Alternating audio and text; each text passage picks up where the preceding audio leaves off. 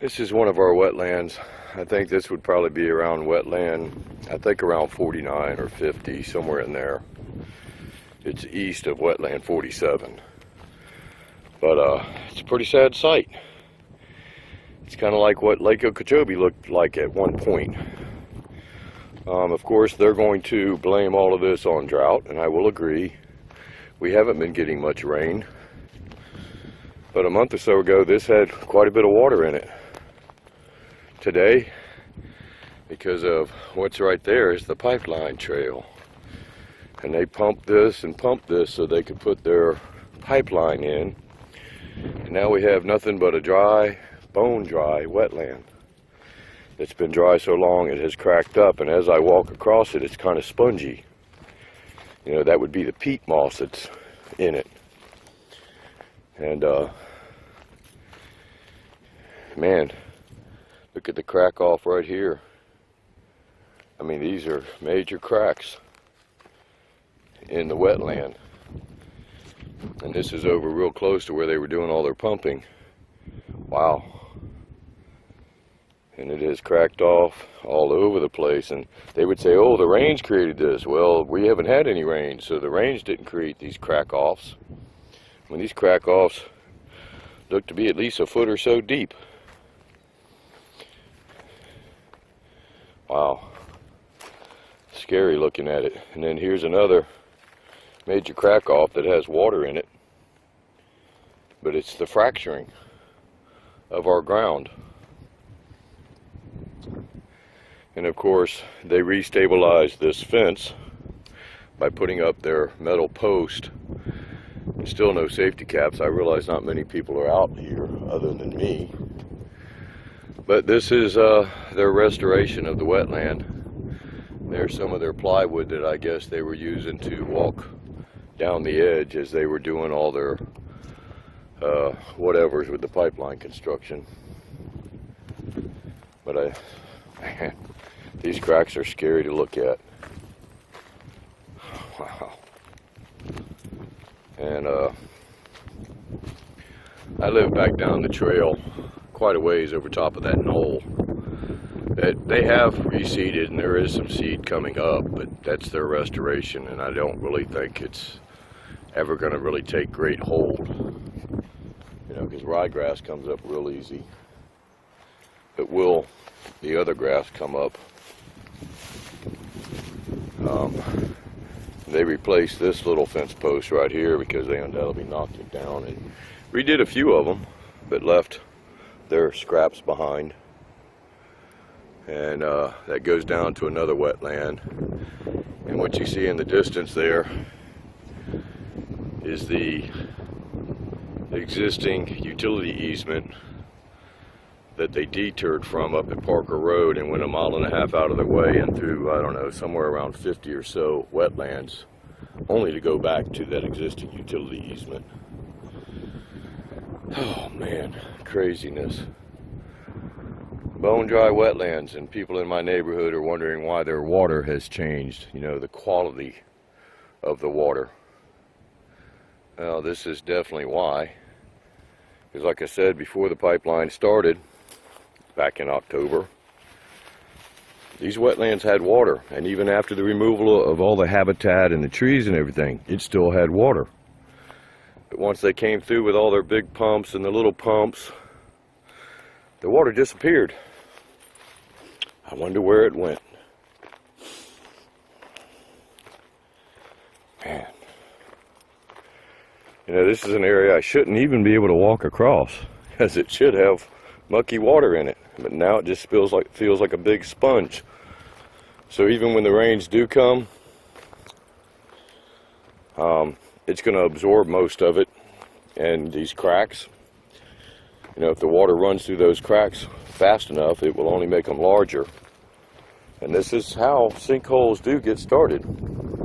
The cracking of the earth.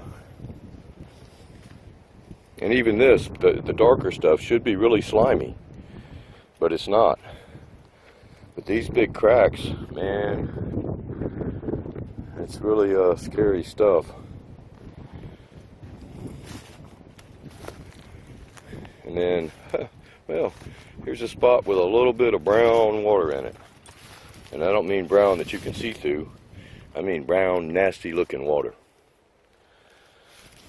Wow.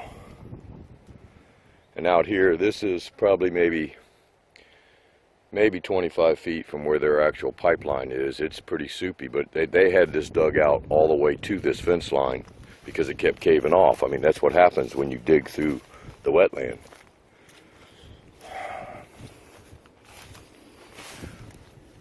Oh, man. I've never seen such destruction in all my life.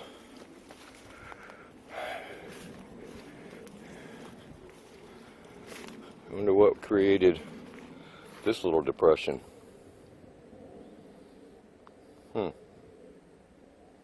Like a little circle that sunk. And then, of course, the cows are back in this pasture land. And they're back walking along here. Yeah, they're definitely cow tracks.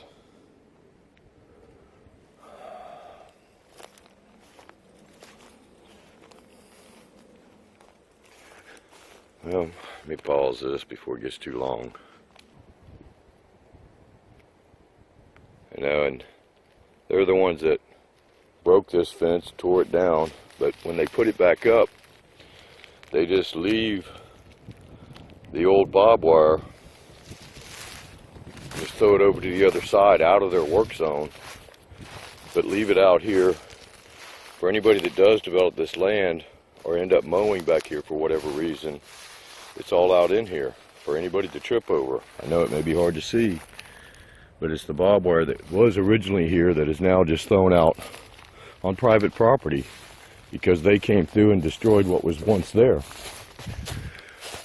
You know, I realize it's old rusty barbed wire, but I would think you would pick that stuff up so it doesn't become a hazard for somebody else. Because these are sections that they simply cut. They simply cut it and throw it on the other side of the fence as part of their restoration. Man, let me walk on down. And as they ran through here and cleaned up the stuff they had dug out, they just throw it over the fence onto somebody else's property. That's their cleanup. These are roots that were once out there somewhere, and part of their cleanup is to pick all this stuff up, but instead of putting it in the whatevers to haul it off and properly dispose of it, they just throw it across the fence because nobody lives back here. Nobody's going to see this.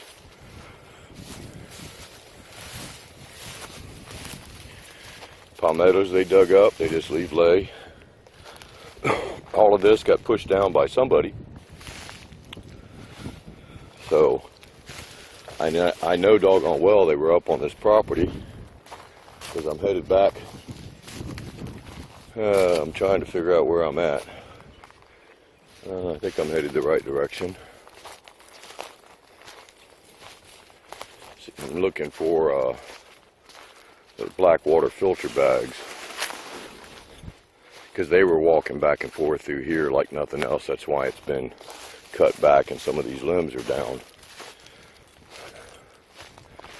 That's why that limb was cut down, or tree was cut down. You know, it was pushed down so they could get back there and put those water bags. I believe I'm in the location where the water bags were.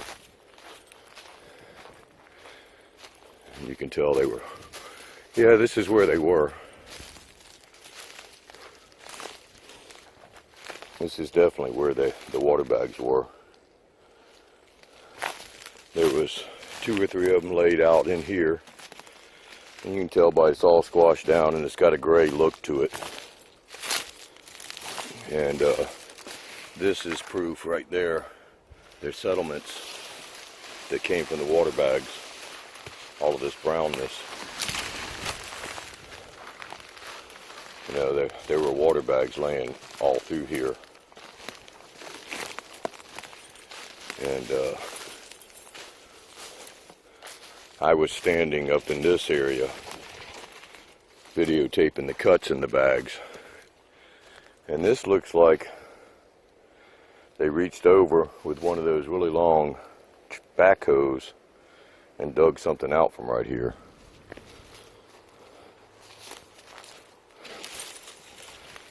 But there was another water bag laid up in here, and this was a path of water that was coming out of it that when I flipped the bag over, there was a big slice in it. At least they did come back and get the bags. Wow. Well, let me close this and